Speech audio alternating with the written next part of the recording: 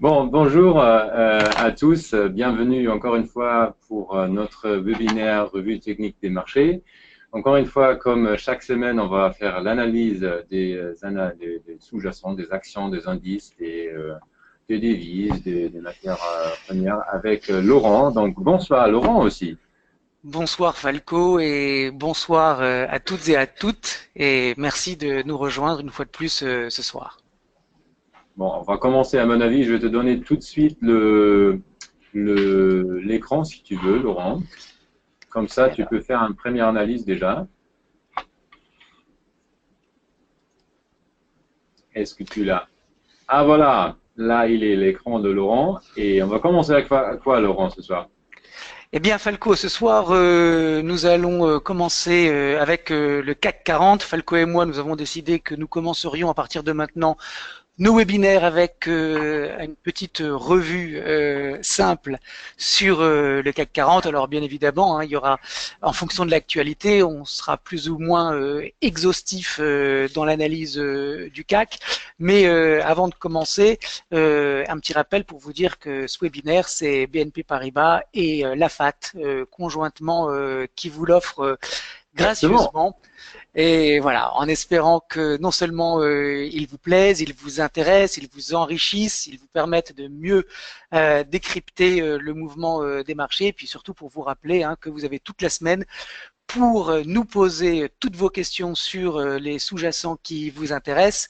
On est toujours extrêmement intéressé de savoir vos préoccupations et les sous-jacents qui retiennent votre attention, que ce soit sur le forex, comme Falco le disait tout à l'heure, les taux, les matières premières ou les actions. Voilà, donc ceci étant dit, on peut commencer avec notre CAC national qui est un petit peu fatigué, on va dire. On va présenter les choses comme ça. Parce que pourquoi il est fatigué? Bien parce que c'est vrai que il n'a pas encore donné de signal de renversement baissier, mais on voit bien que on oscille maintenant de plus en plus fréquemment vers le support et qu'on s'éloigne de la résistance. Regardez, c'est un seul coup d'œil permet de faire ce constat.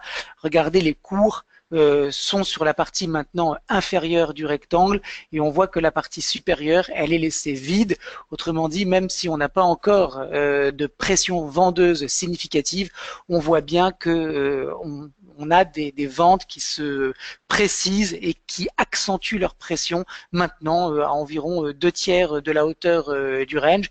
Et puis surtout, on voit qu'après ce petit rebond qui a commencé le 30 mai, bah, il a fait long feu parce que à l'intérieur de cette longue, de cette consolidation latérale, on va dire, on peut maintenant tracer un autre petit trading range, vous voyez, comme ceci. Donc on a une consolidation à l'intérieur d'une consolidation et on se rapproche de la zone de support. On a cassé la première zone ici, enfin on a cassé à la marge et on se rapproche de la deuxième zone de support beaucoup plus importante.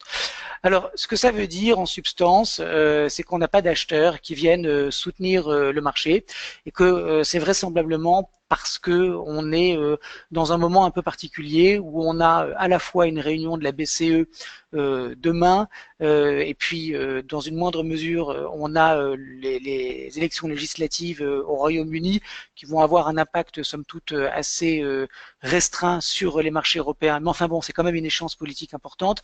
Et puis surtout, on a la réserve fédérale qui va se réunir une nouvelle fois la semaine prochaine. Et cette réunion de la réserve fédérale, elle va être importante, non pas seulement parce que il va y avoir ou pas une remontée des taux, une remontée des taux moi à laquelle je ne crois pas personnellement, mais on verra bien, mais surtout parce que ça va être le moment, l'occasion pour la Fed de donner un petit peu sa vision de l'économie américaine pour le second semestre 2017 et par conséquent, on a vu que les chiffres de l'emploi n'avaient pas été si bons que ça la semaine dernière. Il y a des chiffres un petit peu mitigés qui arrivent sur l'économie américaine. Tout ça pour dire que on a des opérateurs maintenant qui se mettent en stand-by et qui vont attendre de voir comment la BCE, comment la Fed vont comment elles interprètent ce premier semestre et comment elles anticipent la suite. Et donc, dans cette absence de catalyseur dans l'attente de ces événements, eh bien, on a plutôt des opérateurs qui se retirent et donc on a des marchés qui mécaniquement baissottent. Alors, le niveau important, c'est 5228 parce que c'est la zone de support et que tant qu'on reste au-dessus, eh bien, on est dans une phase latérale. Ceci dit, je vous le répète, je vois maintenant une pression vendeuse qui commence à apparaître clairement avec, vous voyez, ce support ici qui a été enfoncé. Donc, attention, on peut avoir une petite surprise baissière qu'il ne faut pas trop anticiper parce que le ciel n'est pas donné, mais en tout cas, on peut commencer à s'y préparer. D'autant plus que vous le voyez, le CAC a beaucoup monté depuis le mois de novembre et que on a maintenant un ralentissement de la vitesse et par conséquent, on a potentiellement un marché qui est en train de se fatiguer. Voilà ce qu'on pouvait dire ce soir sur le CAC. Oui, Falco? Laurent, il y a Daniel qui nous dit le DAX ne réagit pas de la même manière. Alors, puisque Daniel, alors on va regarder rapidement ce que fait le DAX. Alors, le DAX, il est plus fort. Il est nettement plus fort puisque vous le voyez, le gap haussier du 24 avril, on en est très loin sur le DAX. Et puis, je vous remets le CAC. Alors, attendez juste une seconde. Vous voyez, sur le CAC, on est très proche de ce gap haussier du 24 avril. Ça veut dire qu'on a un choix, si on a la possibilité d'intervenir à l'achat sur un marché. Merci Daniel pour cette remarque. Il faut toujours utiliser la force relative des différents sous-jacents entre eux pour savoir sur quel indice, si on a envie d'être acheteur, il est préférable de se positionner, ou si on est vendeur, lequel des deux est le plus faible. Je fais un parallèle très simple entre le CAC et le Nasdaq, et entre le CAC et le DAX, avec le Nasdaq et le S&P, où on a eu un indice Nasdaq 100 qui a été considérablement plus fort que le S&P ces dernières semaines. Et si on avait envie d'acheter un indice américain, il était beaucoup plus pertinent d'acheter le Nasdaq plutôt que le S&P. Et bien en Europe, c'est la même chose. On a un DAX qui est beaucoup plus robuste et par conséquent, si on veut en payer un, il est plus judicieux de payer le DAX allemand que le CAC, puisque vous l'avez vu, on a un prix sur le DAX qui est beaucoup plus haut, qui est situé beaucoup plus haut dans la structure que celle du CAC. Donc oui, Daniel, c'est différent. Alors, ce que ça veut dire, c'est que puisque le CAC est le plus faible, il est tout à fait possible en cas de rupture de cette zone de support que le CAC reflue vers cette zone à 5100, 5135 et que dans le même intervalle, le DAX, lui, baisse jusqu'à ce niveau à 12 300. Donc en fait, une baisse des indices européens entraînerait une baisse du CAC sur la zone, sur la borne basse du CAC et un reflux du DAX sur la borne haute du gap. Voilà. Donc, en tout état de cause, de toutes les façons, si on zoome un petit peu, on peut également dire que le DAX, il est de toute façon, lui aussi, dans un trading range, puisque vous le voyez, on est dans un intervalle compris entre 12 500 et 12 832.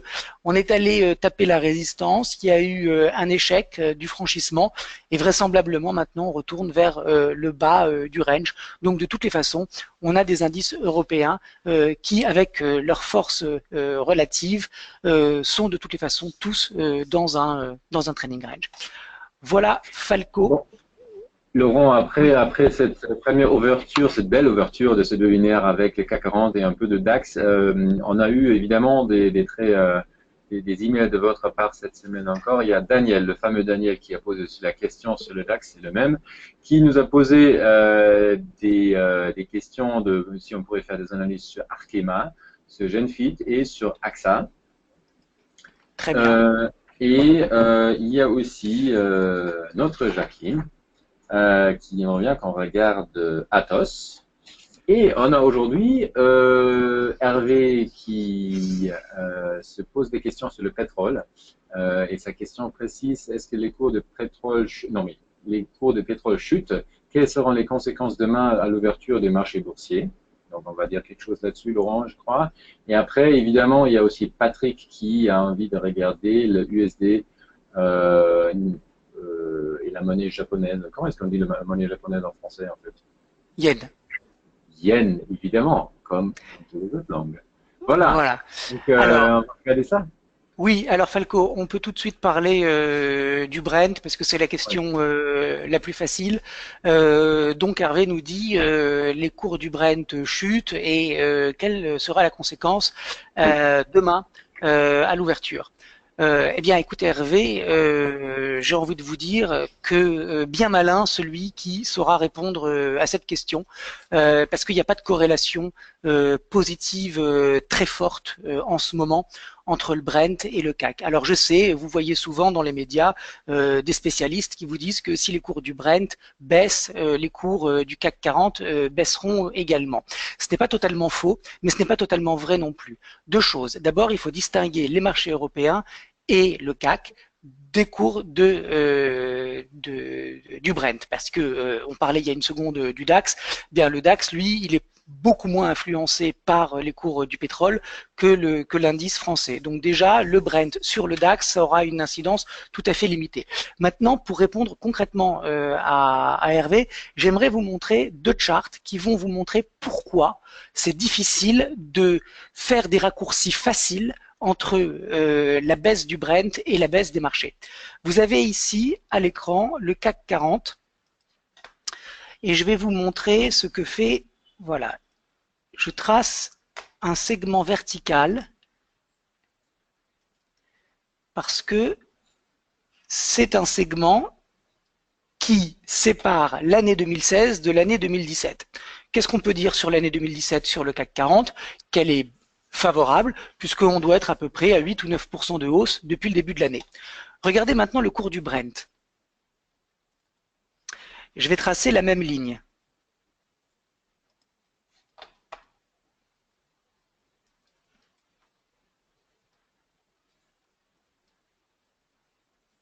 Voilà, cette ligne bleue, elle sépare l'année 2016 de l'année 2017.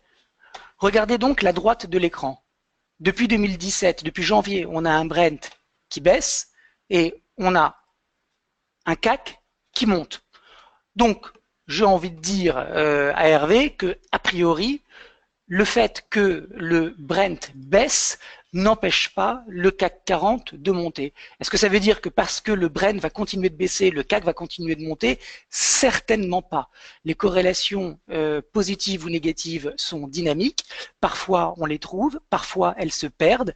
Et puis on les retrouve, ça n'a absolument rien de scientifique. Mais ce que je veux dire à Hervé, c'est qu'on ne peut rien conclure de la baisse du Brent sur les cours du CAC 40. A priori, c'est ce que je disais en préambule, on pense que quand les cours du Brent baissent, le CAC va également baisser, mais les charts nous disent que cette affirmation est loin d'être absolue, puisque encore une fois, je vous remontre les deux charts, à droite, vous regardez bien, un Brent qui ne fait rien et un CAC qui monte. Donc on pourrait tout à fait avoir un Brent qui continue de baisser et un CAC qui continue de faire une consolidation latérale, voire de monter.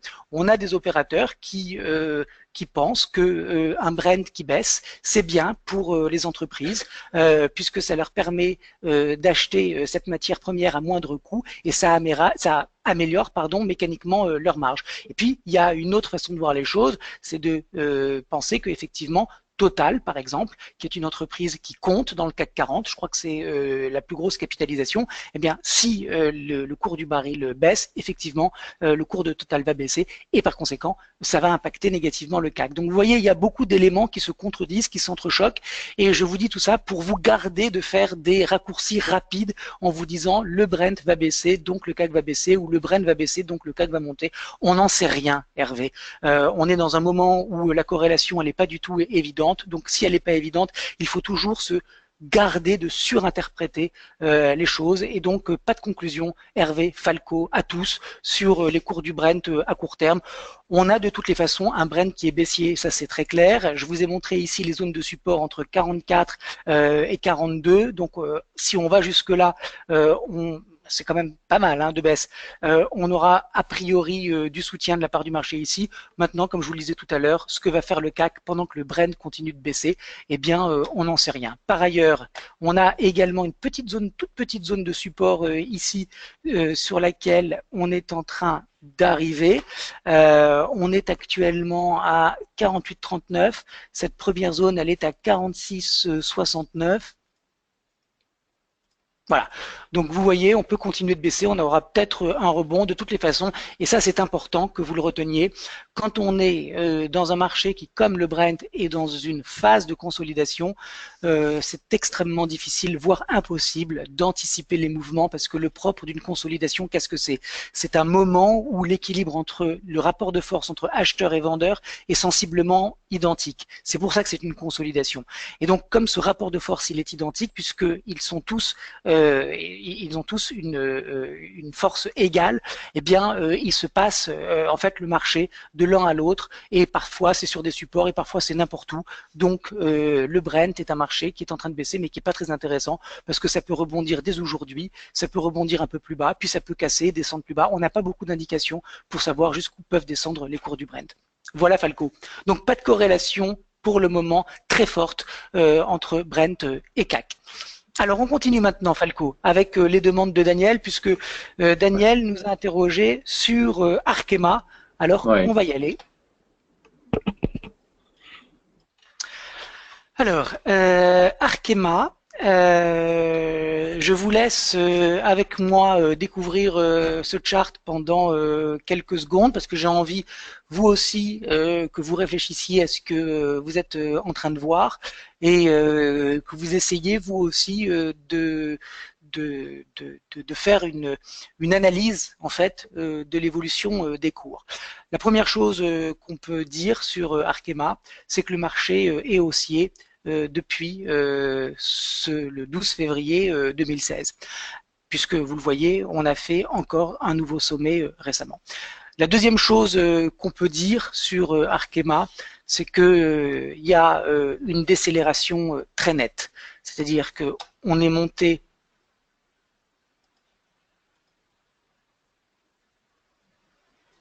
comme ça, donc de manière assez linéaire et assez franche. Et puis, maintenant, on voit que la vitesse est en train de décroître. Autrement dit, on est toujours dans une tendance haussière, mais le momentum, Daniel, est en train de baisser. Qu'est-ce que ça nous dit quand le momentum est en train de s'amenuiser, de s'affaiblir? Qu'est-ce que ça veut dire d'après vous?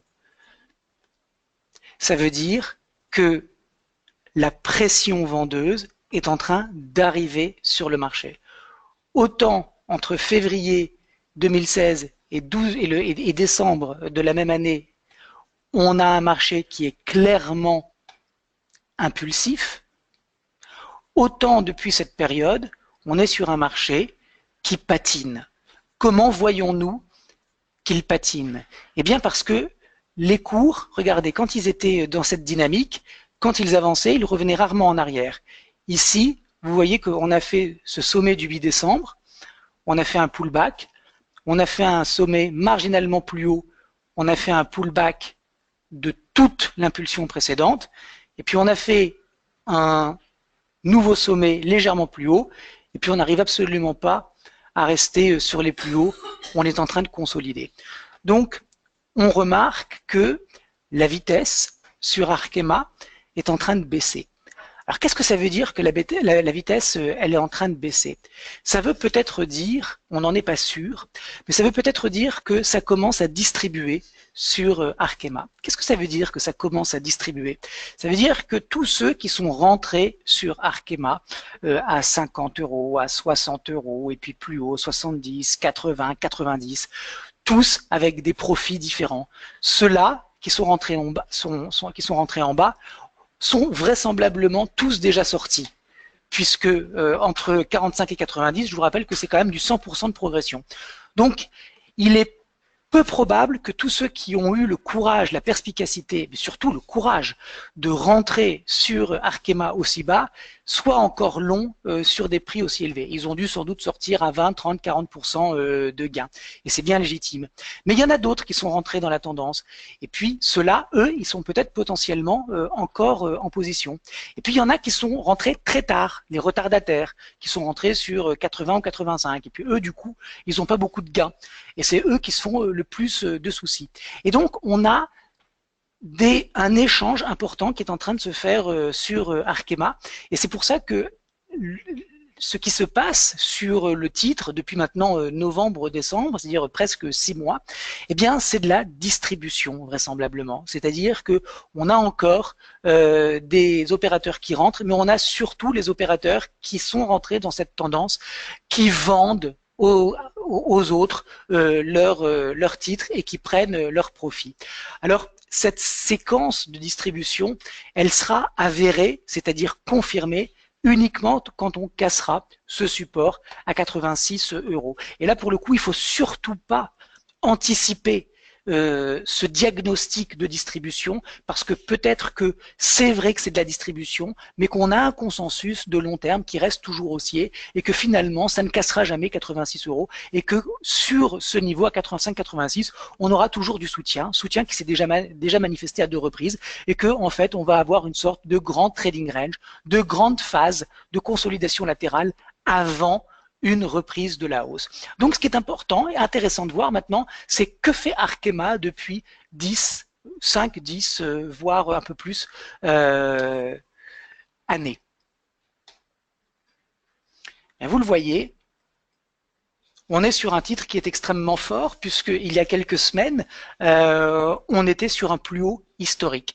Donc déjà, c'est une première information importante parce que le fait qu'on soit sur des niveaux qui sont proches du niveau historique, ça nous fait penser que peut-être que ce n'est pas de la distribution, que c'est simplement une phase de pause dans la hausse et que le consensus qui est haussier sera à nouveau sur le franchissement de la résistance. Alors attention, je vais me faire l'avocat du diable parce que maintenant que je vous ai expliqué ça, je vais vous montrer un scénario qui dit exactement l'inverse. Regardez, on va se mettre en 5 ans, on va se mettre en ligne de clôture et puis je vais vous dessiner une figure qui pour le moment n'est que une figure que j'imagine, mais qui est tout à fait possible. Regardez, ça serait une sorte de tête-épaule un petit peu complexe avec une grande épaule gauche, une tête ici, une épaule droite et une cassure.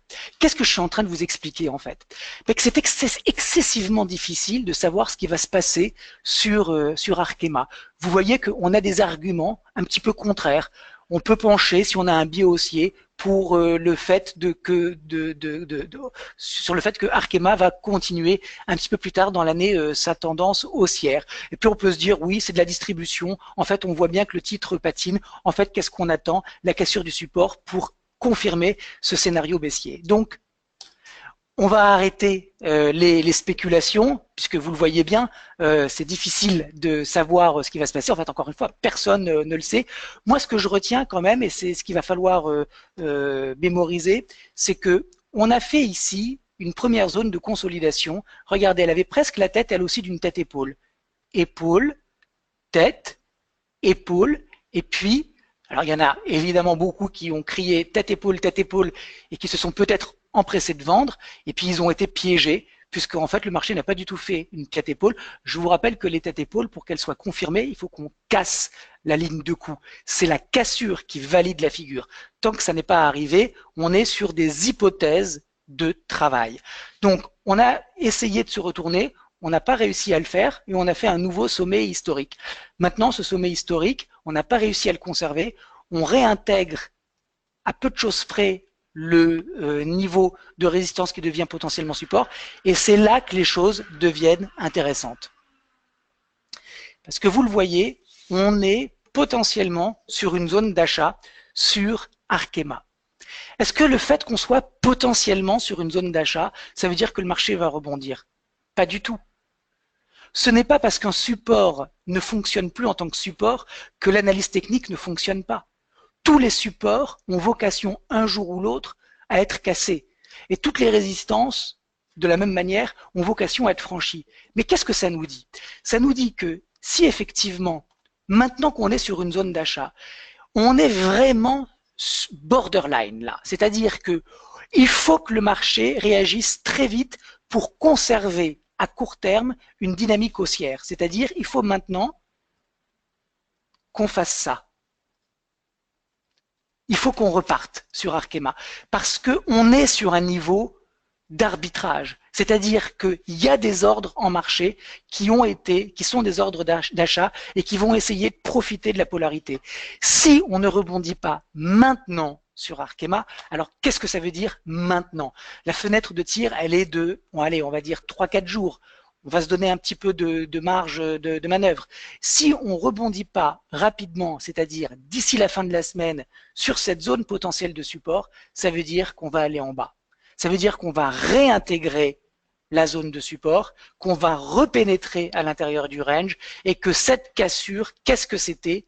C'était un piège haussier. Et que en fait, ce sont les derniers pigeons qui ont acheté la hausse sur Arkema, donc ils vont tous être en perte et ça peut cascader à la baisse. Alors il y a une théorie qui vaut ce qu'elle vaut. Je vous la donne. Il faudrait faire du backtesting pour savoir si effectivement on peut compter dessus ou pas. Mais il y a une théorie qui dit que quand on est dans un trading range, qu'on casse le trading range et qu'on réintègre le trading range, eh bien on va aller grosso modo à 2 fois la hauteur du trading range à la baisse. Ça veut dire qu'on pourrait baisser grosso modo jusqu'ici sur Arkema. Voilà, donc en synthèse, qu'est-ce que je vous ai raconté jusqu'à maintenant? 1, qu'on est sur un marché haussier de long terme qui est fort. 2, que malgré cette force, on voit que le titre patine. 3, qu'on est à la jonction et que s'il n'y a pas une réaction tout de suite, on va réintégrer la zone de consolidation préalable. 4, et c'est le plus important, si on réintègre la consolidation, alors il doit y avoir une réaction à 86 €. S'il n'y a pas de réaction à 86 €, alors ça veut dire que le risque baissier est beaucoup plus important. Concrètement, du point de vue du trading, la signification, premièrement, on réintègre la zone de consolidation, on allège. On allège parce que ça veut dire qu'on est sur un titre qui n'a pas réussi à tenir ses plus hauts et qui va consolider. 2, on attend. Et si on casse effectivement cette zone à 86, alors on liquide tout parce que là, pour le coup, le risque baissier est important. Et puis, en conclusion, on aura toujours le loisir de rentrer sur des niveaux beaucoup plus bas pour accompagner une tendance qui est sur le long terme haussière. Voilà Falco, chers auditeurs, Merci beaucoup. le diagnostic sur Arkema. Alors, on continue avec Atos. Il y a plein de gens qui étaient très contents. Il y a gens qui disaient est-ce que c'est un creux et sommet ascendant et consolidation latérale ou est-ce que c'est une phase 3 de Weinstein? Patrick disait divergence baissière en hebdo. Et Michel à la fin dit où va Arcelor? Donc je crois que c'est l'écrit pour un nouvel sous-jacent en fait. Qu'est-ce qu'on prend? Ah non, alors attends Falco. Non, ce qu'on va faire, c'est qu'on va quand même prendre dans l'ordre des gens qui nous ont envoyé des emails. C'est quand même premier arrivé, premier servi. C'est logique. Oui. Ah oui. Ah oui. Donc, on continue. Ne vous inquiétez pas, on va avoir le temps de parler d'Arcelor. Atos. Bon, Atos. Pour Jacqueline. Atos pour Jacqueline. Bon, c'est très très fort. Hein. Je crois qu'il n'y a pas de doute là-dessus. On va se mettre en 5 années hebdomadaires. On est en train de faire Atos la semaine dernière ou la semaine d'avant? On avait déjà regardé Atos, c'est vrai. Mais bon, on va répéter pour Jacqueline avec plaisir. Atos Pardon? Qu'est-ce qu'il a fait depuis Atos en fait? Eh ben Atos il monte. Atos monte, oui, Atos monte. Regardez, on est sur un marché qui est en train de faire un plus haut depuis 2000. Hein, donc un plus haut d'environ 15-16 ans. C'est pas n'importe quoi. D'autant plus que le point bas, il était à 15 et on est à 125. C'est une jolie performance, Falco, qu'est-ce que t'en penses? Ceux qui ont payé Atos en 2009, Ils ont eu raison de le faire. Alors pourquoi je vous montre ça? D'abord parce que vous savez que j'aime toujours revenir sur des horizons de temps plus grands pour savoir effectivement où est-ce qu'on est. Et en fait, sur Atos, on est en plein rattrapage d'une baisse qui a commencé avec l'éclatement de la bulle Internet en mars 2000. Deuxièmement, c'est toujours intéressant de regarder la construction. Ça démarre doucement en 2008 sur Atos. Ça accélère de manière construite entre 2011 et 2014. Ça repart à la hausse, mais là, pour le coup, c'est une navette spatiale, Atos. C'est-à-dire qu'elle est en train de tout arracher et elle monte en quasi ligne droite. On était à 70 euros en juillet 2016, on est à 130, c'est du 90% de hausse en moins d'un an, c'est quand même beaucoup plus fort que le CAC 40.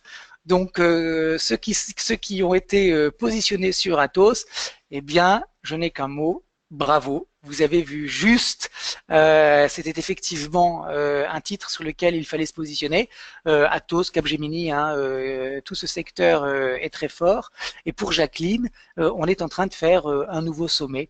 Donc, on a beaucoup d'opérateurs, en tout cas tous ceux qui sont positionnés depuis 2008, qui sont gagnants sur Atos, puisque je vous le rappelle, quand on est sur un marché qui fait un nouveau plus haut, et regardez, Atos est en train de faire une clôture au plus haut depuis 2008, eh bien, ça veut dire que tout le monde, sans exception, depuis 2008, gagne de l'argent sur Atos.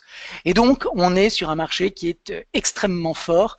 Mais là, pour le coup, encore une fois, je vais me faire l'avocat du diable parce que c'est toujours important quand on fait un diagnostic, quand on essaye de faire une analyse, de ne pas se laisser emporter par son propre raisonnement qui parfois est mêlé d'émotions.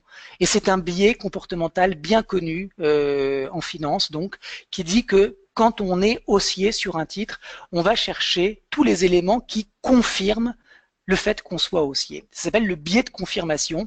Et je vais vous montrer, enfin, alors je pourrais vous montrer des moyennes mobiles qui sont toutes haussières, des oscillateurs qui sont tous surachetés. Enfin, je pourrais vous montrer plein d'indicateurs qui montrent qu'il y a de la force sur Atos. Et effectivement, c'est un titre qui est fort. Mais il est peut-être trop fort.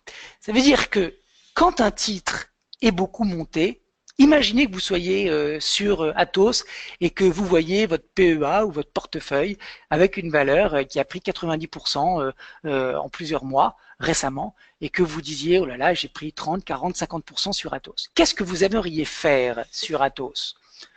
Peut-être que vous aimeriez vendre et prendre vos profits en vous disant, le CAC 40, je trouve qu'il est moche, il n'arrive plus à monter.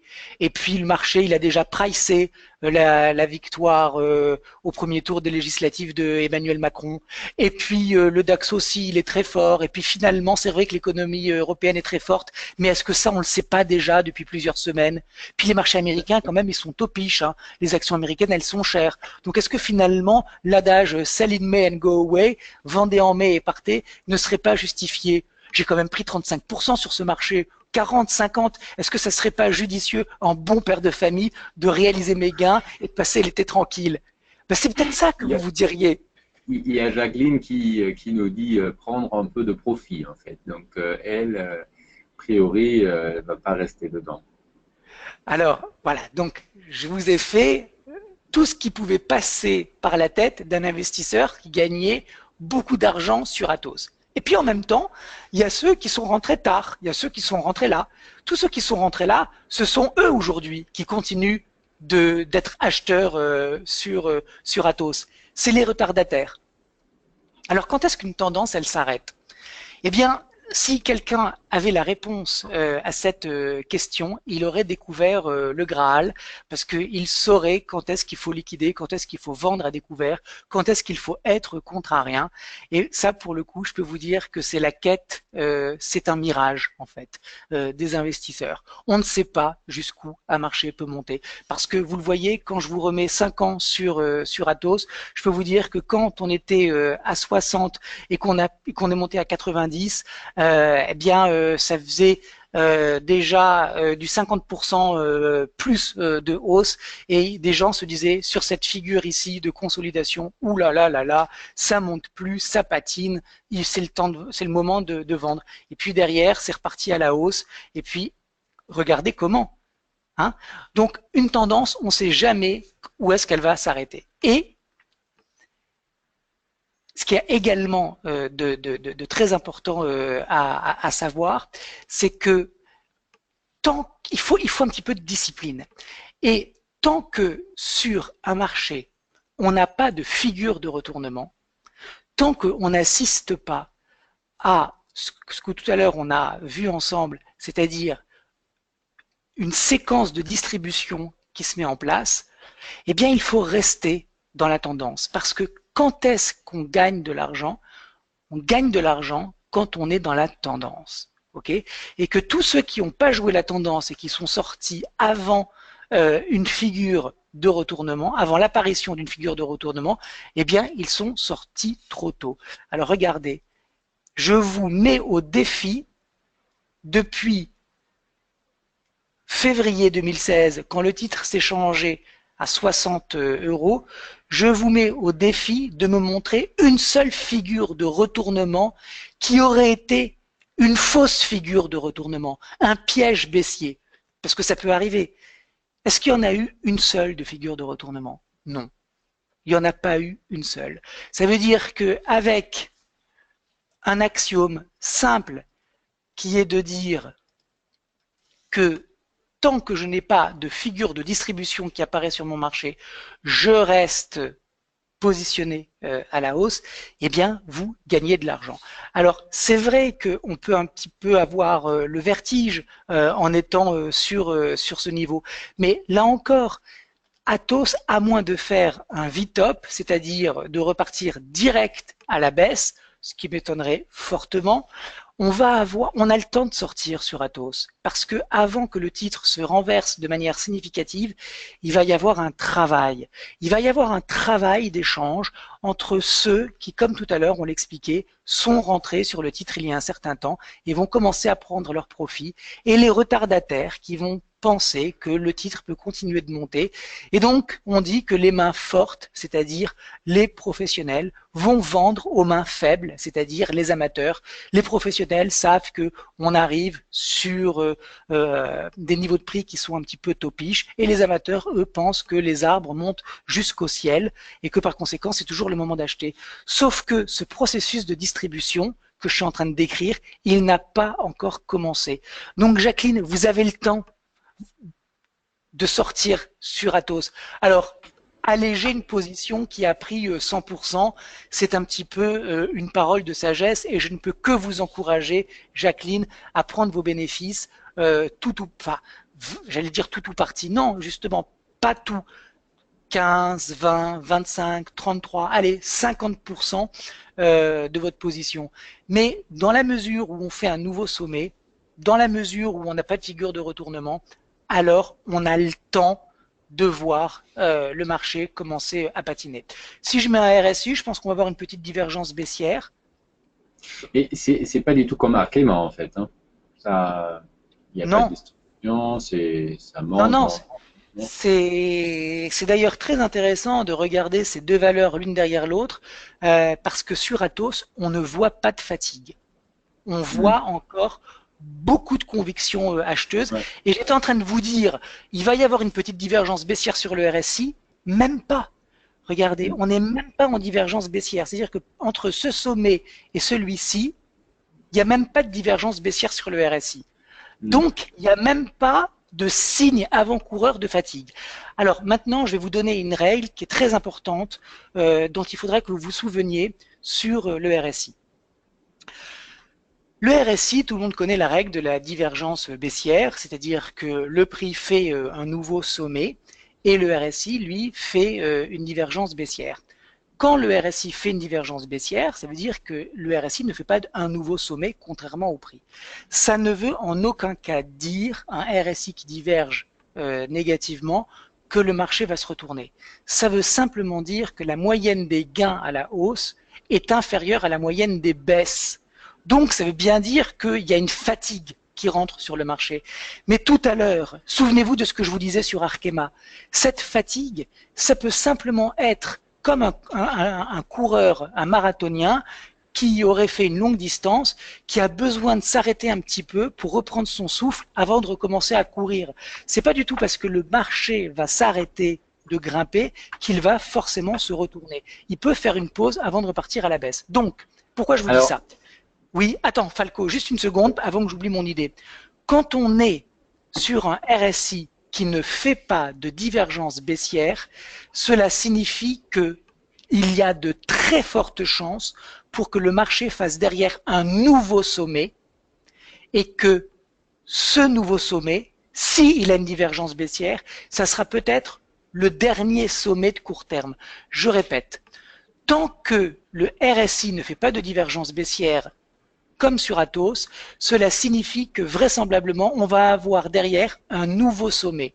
Ce n'est que lorsque le marché fait un nouveau sommet dans les prix et que le RSI fait un sommet plus bas, que potentiellement on est sur un marché qui a mis en place un dernier sommet et qu'on va se mettre à consolider. J'espère que c'est clair. Je t'écoute, Falco. Donc, Jacqueline a réécrit, donc pas de figure retournement, je reste mais je surveille. Et il y a Jean qui demande quel type de moyenne mobile faut-il surveiller en cas de cassure, 20, 50 ou 100? Alors, ce que j'aimerais vous dire… 8 minutes, attention. Oui, ce que j'aimerais dire à Jacqueline, parce qu'elle a eu un très bon réflexe, et j'aimerais le répéter ici à tout le monde, c'est que ce que je vous dis, je vous le dis avec mes connaissances et avec mon expérience, mais nous ne sommes pas dans les arts divinatoires. Ça veut dire que les catastrophes arrivent et demain, c'est possible que Atos ouvre avec un gap baissier de 15%. Ok, tout est possible sur les marchés.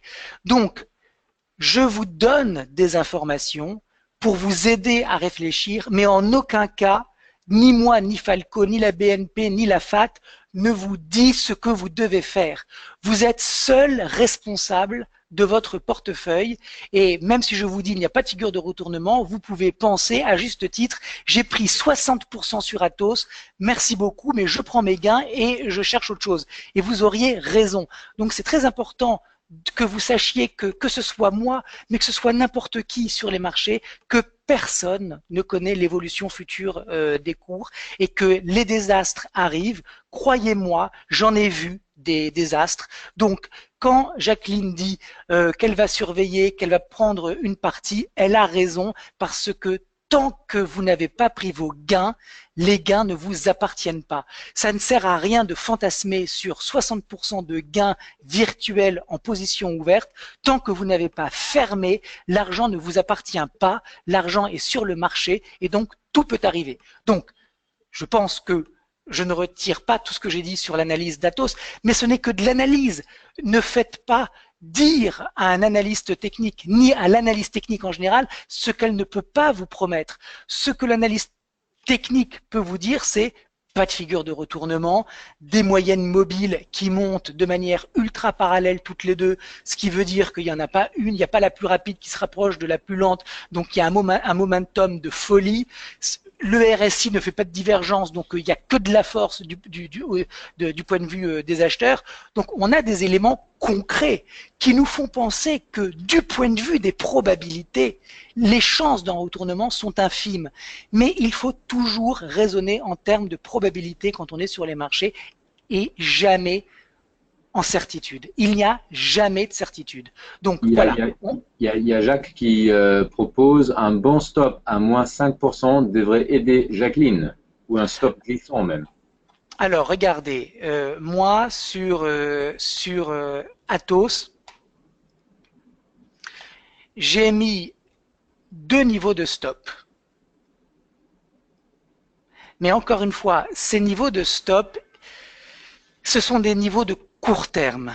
Ce ne sont pas des niveaux de moyen terme. À court terme, tant qu'on reste au-dessus de 125,26, c'est-à-dire de la précédente résistance, il n'y a même pas de question à se poser. il faut rester dans le marché. Si on casse 125-26, ça veut dire qu'on serait un petit peu dans la même config que Arkema tout à l'heure, c'est-à-dire qu'on réintègre la zone de consolidation. Ça veut dire qu'on a peut-être fait à court terme un sommet et qu'on ne va pas le revisiter avant plusieurs semaines, peut-être même plusieurs mois. Donc, premier stop, c'est 125-26. Ce 125-26, c'est un stop de protection des profits. C'est-à-dire que si on l'enfonce en clôture de manière significative, on prend ses profits. Okay. Maintenant, le stop de court terme d'invalidation de la tendance haussière sur Atos, c'est 118,21, c'est-à-dire le dernier creux dans la hausse. Tant qu'on est au-dessus du dernier creux dans la hausse, à 118,21, là, encore une fois, on est sur une tendance qui est haussière. Et là encore, regardez, on reste sur la même lecture que je vous faisais tout à l'heure. Alors, attendez une seconde.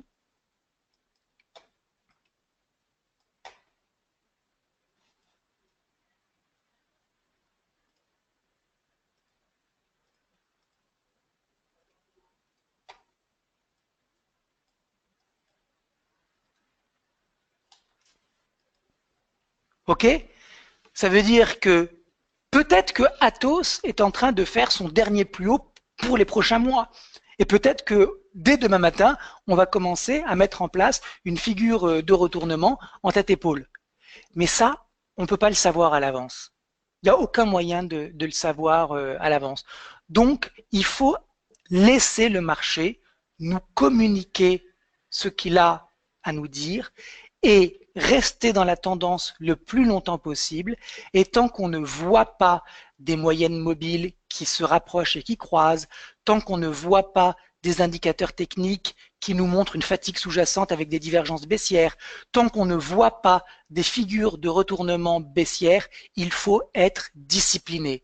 C'est la seule manière de gagner de l'argent sur les marchés. Être discipliné. Vous avez eu la chance de rentrer sur un marché qui est en tendance haussière, il faut essayer d'en profiter au maximum. Et puis c'est illusoire de vouloir vendre au plus haut et d'acheter au plus bas. La phrase anglaise buy low, sell high, acheter au plus bas et vendez au plus haut, c'est la phrase la plus idiote que j'ai entendue de ma vie. Parce que c'est un mirage pour pigeons. Personne n'est capable d'acheter au plus bas et de vendre au plus haut. Ce n'est que des chimères. Essayez d'acheter en bas de marché avec un stop proche et essayez de vendre au plus haut sur le marché. Regardez, je vous assure que avec un petit peu de perspective, si vous vendez sur cassure de 120,40 sur Atos, vous conviendrez avec moi que vous vendez quand même très très bien par rapport à tout ce qui précède. Donc il vaut mieux perdre un petit peu d'argent et accompagner la tendance que de vouloir choper les points hauts et de vendre ici, ou ici, ou ici, ou ici, et de se dire à chaque fois, oh là là, mais qu'est-ce que j'ai été bête de vendre trop tôt. Donc, soyez patient et discipliné, c'est le meilleur conseil qu'on puisse vous donner. C'est difficile, hein, Falco. Attention. Oui, oui, je vois très bien. Il nous reste malheureusement que 11 minutes. Donc, Jacqueline dit, j'ai bien compris. Pas de souci. Si quelqu'un connaisse vraiment les règles des gains assurés, il sera très, très riche et ne travaillerait plus. Merci pour vos éclairages judicieux, prudents et sages. Bon, c'est parfaitement dit. Merci beaucoup, Jacqueline. Je suis complètement d'accord. J'adore aussi dans le discours de Laurent qui nous avertisse toujours, qui ne survend pas, qui dit toujours attention. Ça peut aussi faire venir complètement différent. Donc, il nous reste, comme je disais, 10 minutes maintenant. Donc, on avait dit, on a encore Genfit, on a AXA, on a aussi le USD Yen, on a Altran, on a Arcelor. Mais qu'est-ce qu'on fait du coup, Laurent? Alors, on fait AXA parce que le chart est intéressant. AXA, c'est les montagnes russes. Hein. Regardez, depuis 2000, on passe de 20 à 4. Et puis on remonte à 20, et puis on redescend à 4, et puis on remonte à 22. Hein, c'est vraiment un titre qui a de très beaux mouvements de moyen terme, voire de long terme, mais qui sur le très long terme a du mal à décoller. Et pourtant, AXA a finalement réussi à dépasser ce niveau extrêmement important. Et puis, vous le voyez, on est sur, a priori, un plus haut historique. Donc, c'est un titre qui est fort et qui l'est finalement depuis 2011, puisqu'on était à 6 euros et qu'on est maintenant à 24. Alors, si on passe sur un horizon de temps plus court, moi, j'ai quelque chose qui me plaît sur AXA, c'est cette figure en triangle avec, vous voyez, cette impulsion, ce triangle qui a été bien construit, cette extraction du triangle avec un gap haussier, et puis derrière, on n'a pas fait la cible du triangle, et puis on baisse. Alors, sur AXA, j'ai envie de dire, c'est intelligent de vouloir se positionner dessus parce que c'est un titre qui performe bien et qui est fort. 2, à très court terme, j'ai pas envie de me presser sur AXA parce que après l'inscription d'un sommet à 25, on voit qu'on est maintenant en consolidation. Que nous dit l'analyse technique? Que quand on sort d'un triangle, eh bien la pointe du triangle, c'est une zone de support potentielle. Alors on va la regarder ensemble, cette pointe, et on va voir qu'est-ce qu'elle donne comme prix.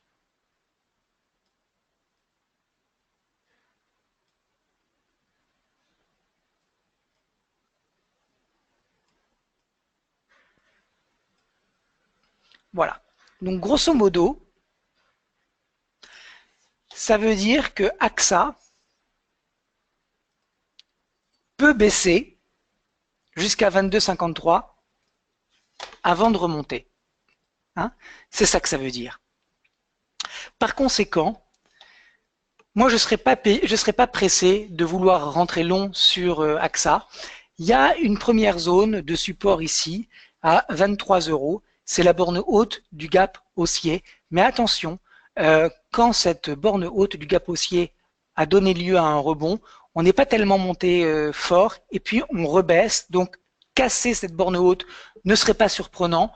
On pourrait baisser plus. Et si on retournait sur la borne basse du gap haussier, qui coïncide avec l'apex, c'est-à-dire la pointe du triangle, alors moi je serais beaucoup plus intéressé de rentrer long parce que là pour le coup mon stop d'invalidation il serait là. Donc sur AXA, je serais intéressé par un achat sur 22,50 avec stop sous 21,60 et je ne me presserai pas pour rentrer. Le chart est haussier, à court terme, il consolide. On attend peut-être un peu plus de correction parce que si on peut rentrer moins cher, c'est toujours sympathique de payer moins cher. Genfit maintenant. Alors, Genfit, on va se mettre sur 30 ans pour voir ce que fait la valeur. Ça s'est changé à 70 euros en février 2015, il y a presque donc un petit peu moins de 2 ans et demi. 70 euros, on est à 30 euros, après avoir baissé jusqu'à 16 euros. Donc c'est un titre qui sur le long terme sous-performe. Maintenant, sur un horizon de temps différent, l'histoire est totalement différente. Depuis effectivement cette date, novembre 2016, on était à 16, on est monté à 35, c'est du 100%. Donc, vous le voyez, selon l'horizon de temps qu'on considère, le diagnostic est totalement différent. Très long terme, très faible. Moyen terme, très fort. Court terme, rien. C'est neutre. Regardez, à court terme, depuis le 15 mars, c'est-à-dire 15 avril, 15 mai, 15 juin, ça fait depuis 2 mois et demi, le titre ne fait plus rien. Donc, ça dépend vraiment de quel horizon de temps on parle. Parce que selon celui qu'on choisit, l'analyse est totalement différente. Donc, sur Genfit, on est sur un titre qui est en pleine consolidation. Moi, je pense qu'il y a une petite zone ici de support, toute petite, qui pour le moment ne déclenche pas grand-chose, à 30 euros. Si cette zone de support est enfoncée, la suivante, elle est à 28,72. Elle est plus importante parce que c'est 50% de retracement de toute l'impulsion précédente. Donc on peut baisser jusqu'à 28,72. Si on casse 28,72, alors là pour le coup, on peut baisser plus. Donc moi je vois pas beaucoup de pression acheteuse sur le titre. Donc je me méfierai un petit peu parce que je perçois une certaine lourdeur sur Genfit et pour le moment je vois pas de consensus acheteur très fort sur le titre. Le premier niveau qui m'intéresserait à l'achat, c'est pas celui sur lequel on est, ce serait plutôt entre 28,72 et 27,30, c'est-à-dire, vous le voyez, cette zone-là. Si on casse cette zone, alors il y a un risque baissier plus important sur un retour sur 23,85. Voilà Falco pour Genfit. Alors, qu'est-ce qu'il nous reste? Merci, merci.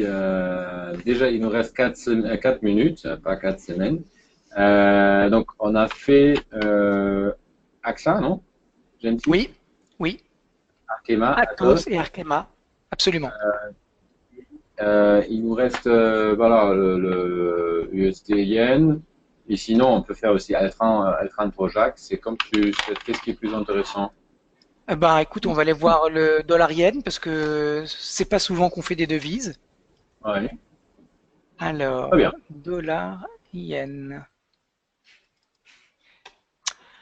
Alors, le dollar yen. Je vais enlever tout ça.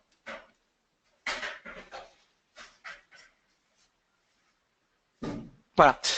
Alors, le dollar yen, déjà, il faut que vous sachiez rapidement que c'est pas n'importe quelle paire de devises. C'est une paire qui sert de proxy pour savoir quel est l'état de l'appétit ou de l'aversion au risque. Quand le dollar progresse face au yen, on considère que c'est boule pour les marchés actions. Quand en revanche, nous avons un yen japonais qui se renforce par rapport au dollar et par rapport aux autres devises d'une manière générale, on considère que c'est baissier pour les devises. Alors, ce que je viens de vous dire, regardez, depuis le début de l'année, ça vient infirmer ce que je viens de vous dire, puisque finalement, depuis le début de l'année, on a des marchés qui sont haussiers sur les equities, les actions, et pourtant, on a un dollar qui baisse face au yen. Autrement dit, on a un yen qui se renforce. Et je viens de vous dire que quand le yen se renforçait, en principe, c'était baissier pour les actions. Donc, la corrélation classique qui dit que lorsque le yen monte, eh bien les actions baissent, ici n'est pas vérifiée. Et d'ailleurs, d'une manière générale, comme je vous le montrais tout à l'heure sur le Brent, on est en ce moment, depuis ces 6 derniers mois, sur des corrélations classiques, j'ai envie de dire, qui se sont un peu perdues avec des marchés qui n'évoluent pas comme ils avaient l'habitude de le faire. Donc, ceux qui travaillent beaucoup les corrélations sont un petit peu désemparés parce que ce qu'ils connaissaient n'est plus en train d'arriver jusqu'au moment où on retrouvera les corrélations d'antan. En tout cas, ce qu'on peut dire sur le dollar yen, c'est que depuis le 21 décembre, on est dans une dynamique baissière avec des creux et des sommets qui sont tous descendants et la tendance baissière sera confirmée avec la cassure du dernier creux à 108 yens 13. Donc on est pour le moment à l'intérieur d'un canal descendant. Alors le canal, il n'est pas très beau parce que vous voyez, j'arrive pas à le tracer avec les supports. Donc on est sur un marché qui devrait a priori continuer de baisser. Attention, parce que cette zone ici est importante. C'est une zone potentielle de support avec ici ce sommet, ici ce creux. Ça veut dire qu'on peut avoir, vous le voyez, sur cette zone ici, sur le dollar yen, on peut avoir un soutien du marché et un dollar qui repart à la hausse entre 107,50 et 108,12. En tout cas, pour le moment, on est, vous le voyez, avec la rupture de ce dernier creux, dans une dynamique depuis le 11 mai qui est négative, qui s'insère elle-même dans une dynamique depuis la fin de l'année dernière qui est elle-même baissière. Quels sont les niveaux qui, s'ils étaient franchis, donneraient un premier signal de renforcement du dollar face au yen? Eh bien, c'est dans un premier temps, à très court terme, ce premier niveau de résistance, et puis surtout, sur un horizon de temps un peu plus grand, ce deuxième niveau. Donc, sur le dollar yen, Tant qu'on est sous 112,13, la dynamique est baissière. Si on dépasse 112,13, il faudra dépasser ce canal baissier et cette résistance. Ce n'est que sur franchissement de 114,30 qu'on reprendra une dynamique acheteuse du dollar face au yen. Pour le moment, on est toujours à l'intérieur du canal. Cible, c'est la borne basse, c'est-à-dire ce support à 108,12, 107,49 qu'on peut viser. On n'a pas de trade parce qu'on est beaucoup trop loin du stop, mais si vous êtes baissier, je pense que ça peut baisser encore un petit peu. Voilà Falco pour le dollar yen. Et je crois qu'on a terminé pour cette semaine. Ah oui, bah oui, malheureusement, on a déjà terminé. Donc voilà, tout le monde qui a eu une idée d'une action que vous voulez regarder avec nous, je suis désolé qu'on n'a plus de temps aujourd'hui pour regarder tout. Mais n'hésitez pas de nous faire des emails avec vos idées pour la semaine prochaine. Ça sera de nouveau jeudi, je crois, on va le faire, à mon avis à 17 h. Et vous allez recevoir demain ou après-demain une invitation comme d'habitude. Donc voilà, il me reste juste à vous dire merci d'avoir été avec nous. Merci évidemment Laurent pour toutes ces belles analyses. Tout le monde merci Falco, merci à tous. Je le vois dans le chat. Et bah, je vous souhaite une agréable semaine et un très bon week-end. Et à la semaine prochaine. Au revoir. Merci Falco, bonsoir à tous et à la semaine prochaine.